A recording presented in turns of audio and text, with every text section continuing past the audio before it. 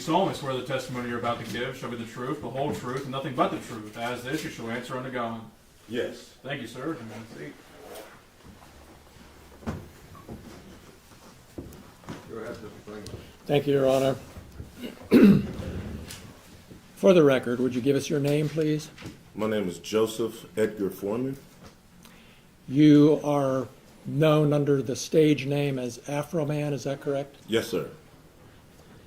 And you create music videos and do performances, is Yes, that sir. right? How many states of the United States have you performed in, do you think? All of them. All 50. Yes, sir. And how many countries have you performed in? I don't remember, but not all of them, but I've been to a few. How many live performances did you do last year, roughly? I don't know, possibly 250. I don't know, but I don't know. It's a lot of days, but I don't know exactly. And you have a residence here in Adams County, correct? Yes, sir.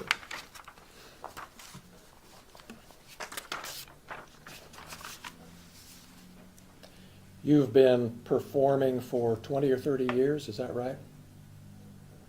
All my life. All right. And is it fair to say that one of the first big hits you had was But Then I Got High? Because I got high. Because I Got High? And do you think it's accurate to say that that song has had over 300 million views on YouTube? Sounds right. You have a large presence on social media, obviously, correct? All right, pause right here. This isn't just any witness. This is Afroman on the stand. A viral music icon with millions of views is now under oath. And that changes everything. Because when a public figure testifies, every word carries weight, not just legally, but publicly. The jury isn't just hearing facts, they're judging credibility. So here's the question for you. Do you think being a celebrity helps or hurts him in court? Let me know. Depends on your definition of large. There's bigger people than me, but I'm all right. And on Instagram, is it fair to say that you have 247,000 followers? Yeah, I just got some of them the other day. You got new ones coming all the time Yes. Not all the time, just here lately. because the trial's coming up. Yeah, all the publicity from the officers lawsuing me is running up my numbers. Yeah. Yeah. And on YouTube, you have almost 1 million followers, 983,000. Is that right? I haven't looked. It was 977 last time I looked. And on TikTok, you have about 392,000 followers. I haven't looked at it, but that sounds kind of right. You know when you post something that a lot of people are going to see it, don't you? Yes.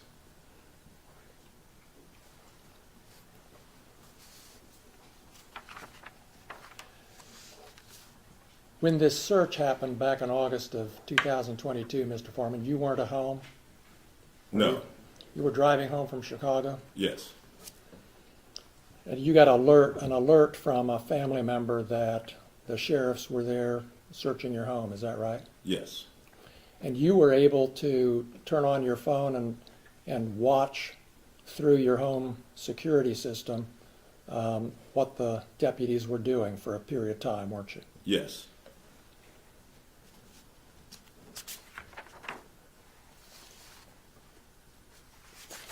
And is it fair to say you were angry and upset about this search? I wasn't happy.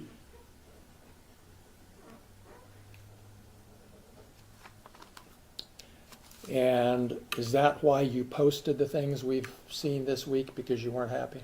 No, I posted it because the sheriff's never supposed to raid my house in the first place. The whole raid was a mistake. All of this is their fault. If they hadn't have wrongly raided my house, There would be no lawsuit. I would not know their names. They wouldn't be on my body. They wouldn't be on my home surveillance system.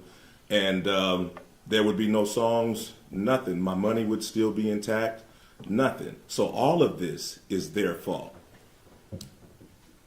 And because they executed a search warrant on your home, that gave you the right to post the things that we've seen this week on the internet?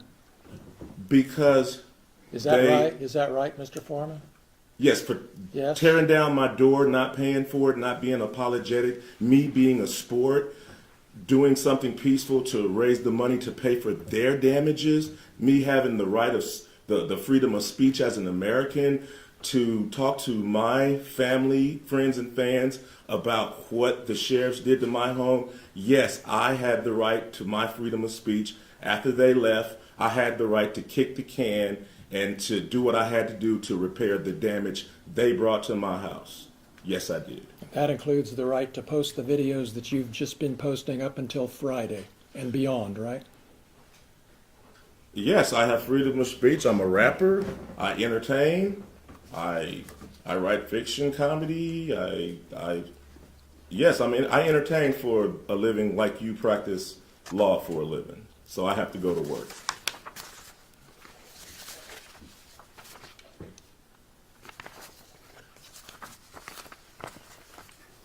The deputies left a warrant return at your house, didn't they?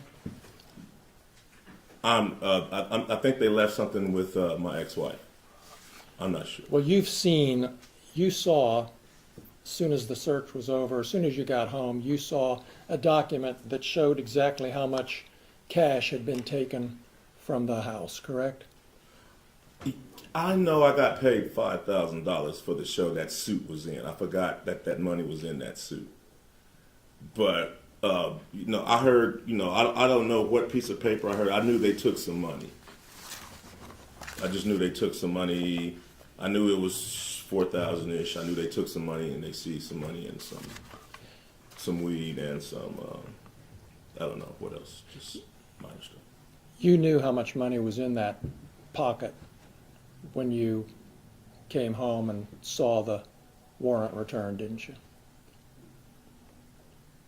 It was $5,000 from back when I did that show. I remember it was $5,000. But anyway. So is it your testimony that they actually took $5,000 instead of No, I just know. $4,390? I know when I did that show, it was with Snoop Dogg and Wiz Khalifa at Red Rocks in Denver. The balance of that show, for me, they sent in a deposit, but the balance was $5,000. I put the $5,000 in my coat pocket. I got drunk, I got high, and I forgot to get that money, and I hung that suit back up. And that's where they got that money from. So it was $5,000 they got? Yes. It was $5,000 that was in my suit when I got paid in Red Rocks. Now, after all of this stuff, whatever, it's I don't really know the complete number. It's 46, it's 430, the number bounces up and down. But all I know is I got paid $5,000 at the Red Rocks with Snoop Dogg and Wiz Khalifa when I played the Red Rocks in Denver. And you got $4,000 returned, right? I don't know the exact amount. Well, you were there with the news when you got it. Right, and the lady at the sheriff's station admitted that the sheriff's was short. You can go watch the 19 News. You knew when you saw the warrant returned, didn't you, that the amount that they were saying was taken was actually more money than was in that suit pocket?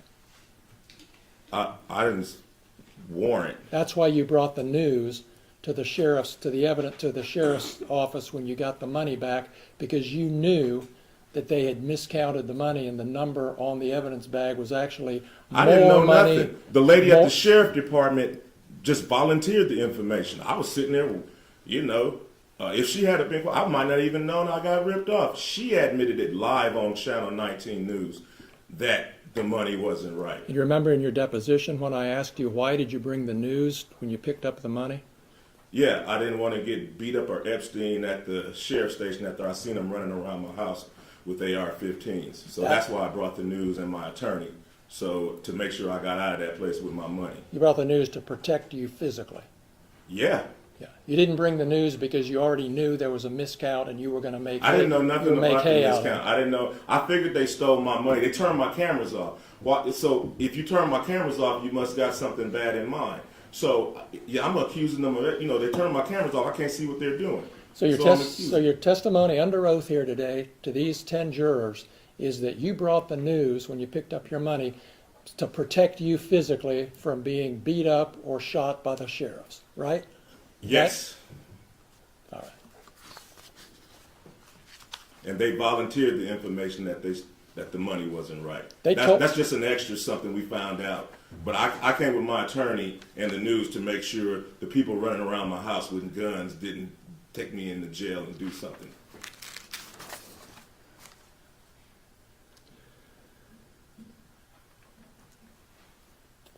You had a safe in your home, correct? 2 of them. 2 safes. Did the sheriffs look into those safes, to your knowledge? This right here is subtle but powerful. The attorney is building a narrative, influence.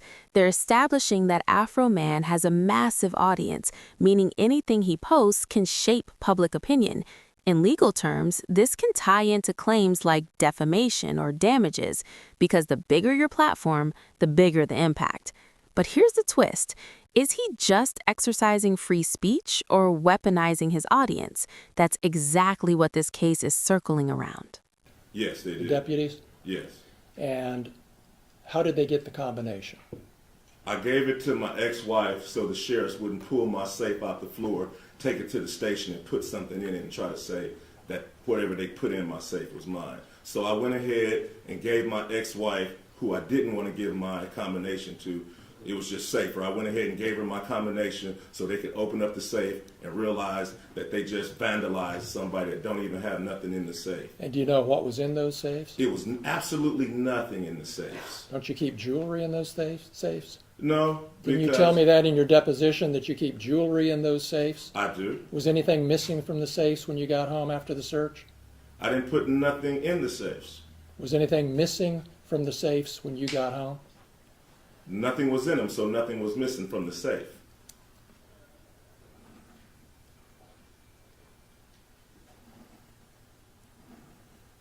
You talked to Randy Walters on the phone before you got home that evening during the search, or right afterwards, didn't you? Yes, sir. He told you that they were taking some money and some vape pens and a small amount of marijuana. He told you that. Yes, sir.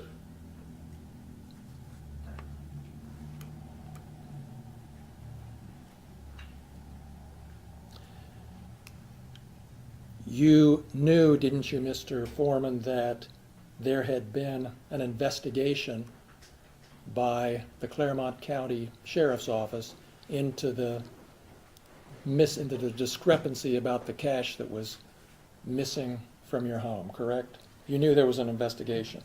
Yeah, I knew the sheriffs was investigating themselves. Oh, that's how you saw it. Yes, sir. Okay. And did you ever ask for a report so you could see how bad this investigation of themselves really was? Yes, I was trying to get involved any way I can. The investigation was going on without any of my participation. Did you ask for a copy of the report? I did. I asked for everything. I was trying to be involved. I didn't. So you've seen the report? No, I have not. Okay. I just saw it a few minutes ago. Well, you had an attorney when you got the cash returned, correct? At the station? Yes. I had attorney. Yeah, my attorney was present. Did when your I got my attorney ask cash. for a copy of this report? It wasn't in it. When I got my cash back from the station, it wasn't an investigation until we realized money was missing. Well, did you contact your attorney and say, hey, get me a copy of that report? Your Honor, I'm going to object. While Mr. Klingler wants to talk about his client's attorney-client privilege and maybe waive it, Mr. Foreman does have attorney-client privilege with his attorney at that time. And we are going to assert that privilege because it's a privilege he has of right. And so far, he hasn't asked anything privileged. So I appreciate the sensitivity, overrule the objection, and we'll pay attention to it. Thank you. Go ahead. Thank you, Judge. Your testimony is you never saw a copy of Detective Robinson's report until today. Yes, sir.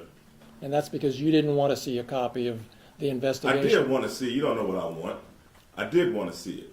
You did. I wanted everything that had something to do with my money coming. And that was 3.5 years ago, correct? And you haven't seen a copy of that report that you wanted to see until this afternoon. Is that right? That's right.